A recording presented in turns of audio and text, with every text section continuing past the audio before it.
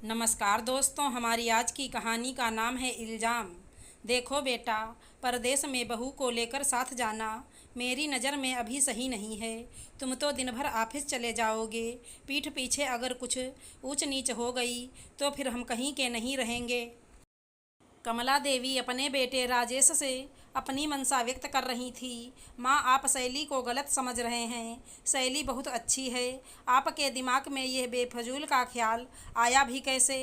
राजेश ने कमला जी की गलत फहमी को दूर करने की भरपूर कोशिश की, लेकिन वह अपनी एक ही बात पर अड़ गई थी कि बहू अभी तुम्हारे साथ शहर नहीं जाएगी, यहीं हमारे साथ रहेगी। शैली वहीं से गुजर रही थी तो उसके कानों में सासू माँ के यह शब्द पिघले शीशे के समान घुल रहे थे।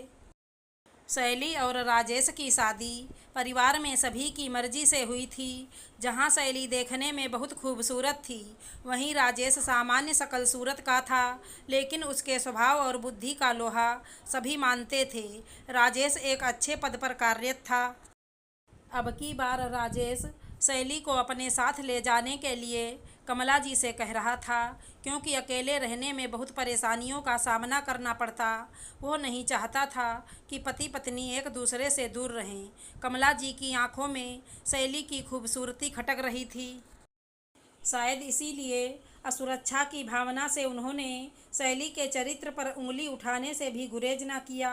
शैली सब कुछ बर्दाश्त कर सकती थी, लेकिन इस तरह से उसके चरित्र पर शक करना उसके आत्मसम्मान को गंवारा न था। सासू माँ, आपने किस बिनाह पर मेरे चरित्र पर सवाल उठाया है कि राजेश जी तो ऑफिस चले जाएंगे और उनकी पीठ पीछे मैं कुछ ऊंच नीच कर दूंगी? सीधे सीधे शैली ने कमला जी से पूछ लिया।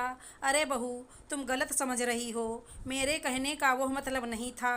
दरअसल शहर में हर तरह के लोग होते हैं, इसीलिए मैं तुम्हें अकेले जाने के लिए मना कर रही हूँ। तो आप ऐसा भी कह सकती थी कि सारा दिन बहू अकेले रहेगी तो मुझे चिंता लगी रहेगी, लेकिन आपके शब्दों ने सीधे मेरे चरित्र पर उंगली उठाई है।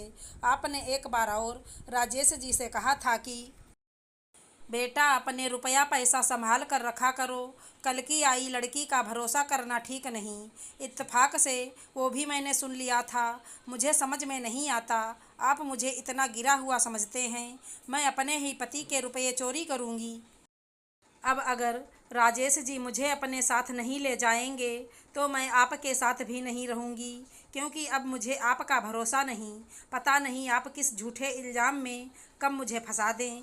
राजेश जी, आपसे हाथ जोड़कर विनती है, अगर आप मुझे अपने साथ ले चल रहे हैं तब तो ठीक है, वरना मुझे मायके छोड़ दीजिए, क्योंकि अगर पति के साथ नहीं तो कहीं नहीं।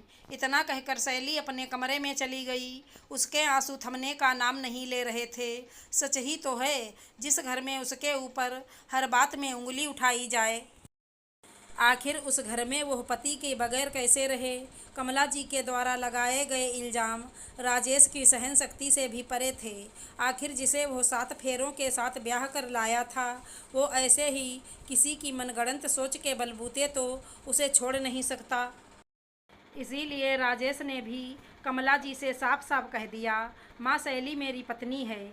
उसके मान सम्मान की रक्षा करना मेरा फर्ज है। शैली हमेशा मेरे साथ ही रहेगी।